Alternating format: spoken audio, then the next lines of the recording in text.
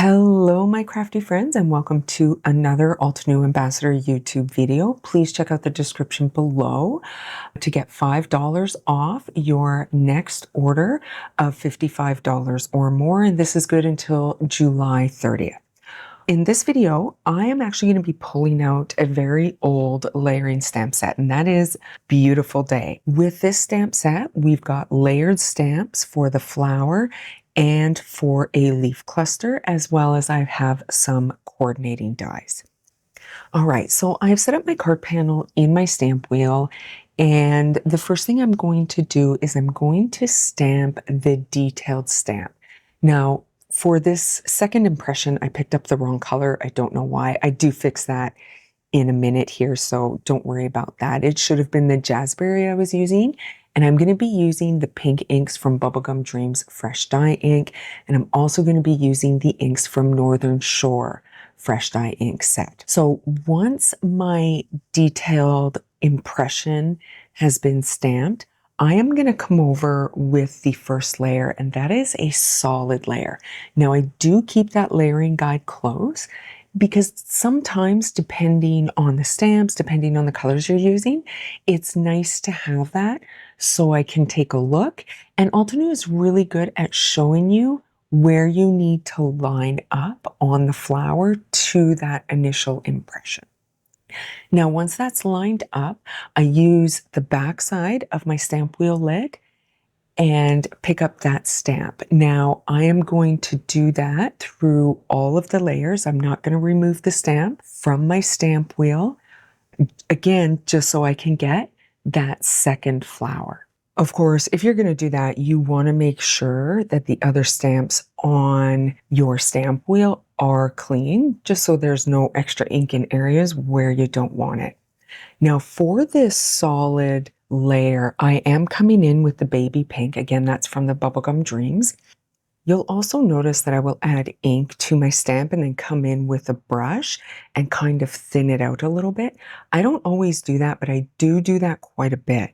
You want to keep in mind that we're adding a lot of ink to a very small area on the paper, especially when it comes to layering stamps. So I just want to make sure that that ink is thinned out nice and evenly on the stamp.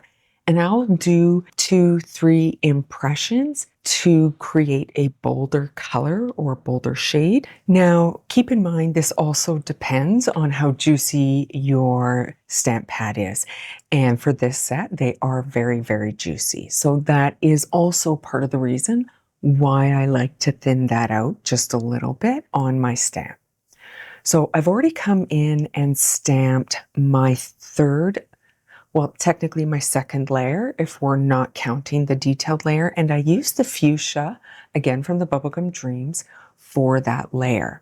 Now, when I come in with the next layer, I will be using that magenta, and that magenta is such a beautiful pink. It is so bright and so bold. I absolutely love it. So now you can see me here. I'm using the Jazzberry, and I'm inking up the detailed stamp, and I'm making that impression again over top of all of the layers. And that's just going to bring that Jazzberry and that boldness kind of to the surface of the flower and just give it a little bit more detail. And once I'm happy with how my flowers look, and I am here, we are going to move on to the leaves. So there's one leaf cluster in this stamp set that also has some layers, and this is where I'm going to come in with the Northern Shore Fresh Dye Ink. Again, I'm only going to be using the shades from that set. So it's a really beautiful icy blue in this set, and I thought it matched really nicely with those bright pinks. I'm going to be using the same technique with the leaves as I did with the flowers. So I'm going to stamp the detailed layer of the leaves, and then I'm going to come in with the solid layer, and then I don't want to call it the detailed layer, but the next layer, which gives a little bit more depth to the image. And then I will come back in again and restamp that detailed layer. So I realized as I was just talking there about the detailed layer, actually that last layer is the detailed layer. And the layer I've been calling the detailed layer is called the outline. It's been a while since I've talked about layering stamps, so my apologies on that. All right, so I am coming in here with shades from Northern Shore.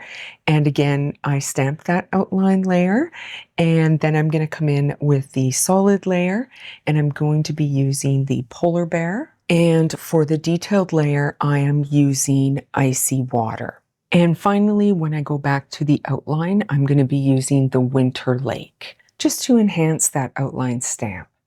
Now I've gone ahead off camera and die cut both flowers as well as both leaf clusters, and I'm going to set those aside. And now I'm going to start working on my card panel.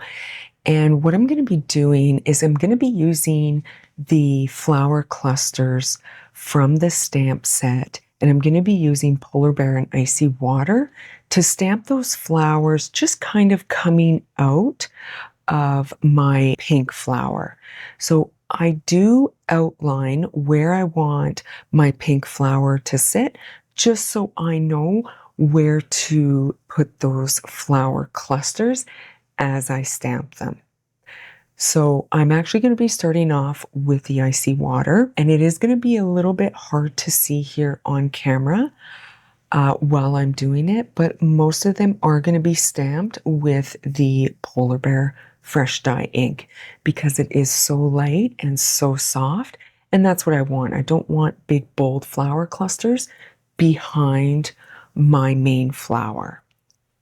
Now you'll also notice as I'm moving through here, I actually bring in my pink flower as well as my die cut leaves, lay them out just because I want to know where the placement is going to be. That just helps me make a decision on where I'm going to stamp those clusters. I will do the same thing, put the flower and the leaf clusters down, just so I know where to stamp that sentiment.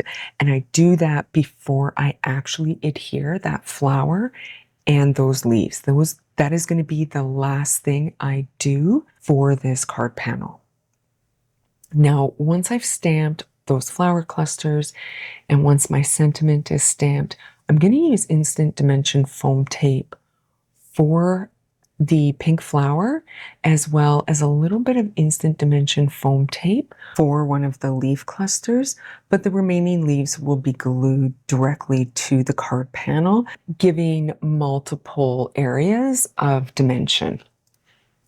Now, I do apologize about trying to explain completing the background and those flower clusters. It was far more complicated than it needed to be, and I know that. But now that the card panel is done, it's finished. I love it. I love how that flower just pops. All right, everyone, thank you for watching this. Just a reminder to check the description below for that discount, as well as a link to my blog post if you want to take a look at the still shots, and I will see you at the next project.